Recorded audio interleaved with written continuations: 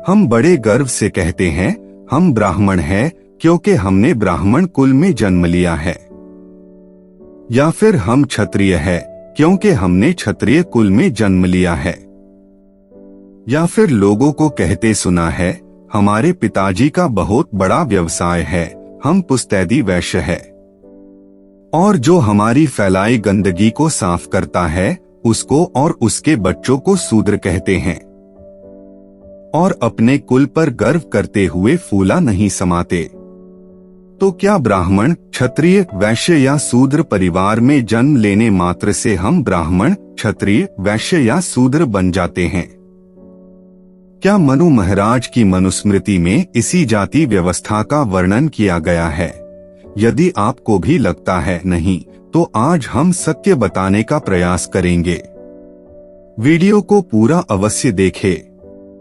यदि मैं कहूँ एक ही माँ से जन्म लेने वाले 4 बच्चे अलग अलग जाति के हो सकते हैं, तो आपको ये बात बड़ी अजीब प्रतीत होगी।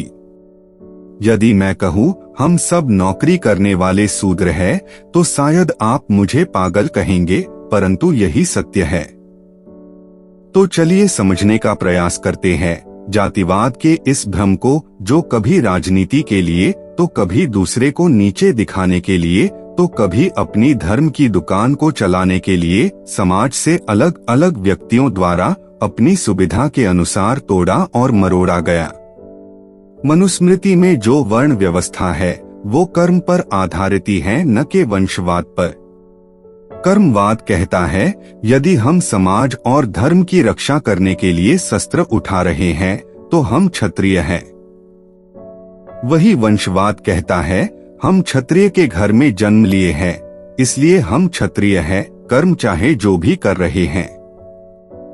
मनुस्मृति में 4 वर्ण बताए गए हैं। प्रथम ब्राह्मण, द्वितीय क्षत्रिय, तृतीय वैश्य और चतुर्थ शूद्र। ब्राह्मण, ब्रह्मा जी के मुख से वेदों का उद्गम हुआ है और वेदों से योग, ध्यान, समाधि, साधना, कर्मकांड, शिक्षा आदि का जन्म हुआ है। तो जो मनुष्य अपने जीवन में वेदों के दिखाए मार्ग पर चलता है और वेदों में बताए कर्मों को करता है, वो व्यक्ति ब्राह्मण होता है। आज के समय में नाम मात्र के ब्राह्मण बचे हैं। क्षत्रिय, ब्रह्मा जी के भुजाओं से शौर्य का जन्म हुआ है। तो जो मनुष्य शौर्यवान होता है और अपने बाहुबल से सारे समाज की रक्षा करता है और शांति व्यवस्था को स्थापित करता है, वह मनुष्य क्षत्रिय होता है। अपनी पूरी आर्मी क्षत्रिय है क्योंकि ये समाज की सुरक्षा करते हैं और शांति व्यवस्था बनाते हैं। वैश्य, ब्रह्मा जी के उदर से यानी पेट से क्षुधा और तृष्णा का जन्म हुआ है, जिससे संपूर्ण मनुष्य जाति व्याकुल हो उठी। तब कुछ मनुष्यों द्वारा आवश्यक वस्तुओं को एक स्थान से दूसरे स्थान तथा एक व्यक्ति से दूसरे व्यक्तियों तक पहुंचाने का कार्य किया गया, और ऐसे व्यवसाय करने वाले मनुष्यों को वैश्य कहा गया। शूद्र, ब्रह्मा जी के चरणों से सेवा भाव का जन्म हुआ है। जो व्यक्ति राजा द्वारा समाज के हितों के लिए चलाए जा रहे कार्यों को पूर्ण करने में सहायता देता है और अपनी सेवाओं को प्रदान करता है, वो सभी शूद्र कहलाते हैं। ये मनुष्य राजा, वैश्य और ब्राह्मणों के द्वारा किए जा रहे कार्यों को भली भांति पूर्ण करने में अहम भूमिका अदा करते हैं। ये समाज के सबसे अहम व्यक्ति होते हैं। इनके अभाव में किसी भी कार्य को संपन्न करना असंभव होता है। आज के समय में नौकरी करने वाला हर इंसान शूद्र ही है।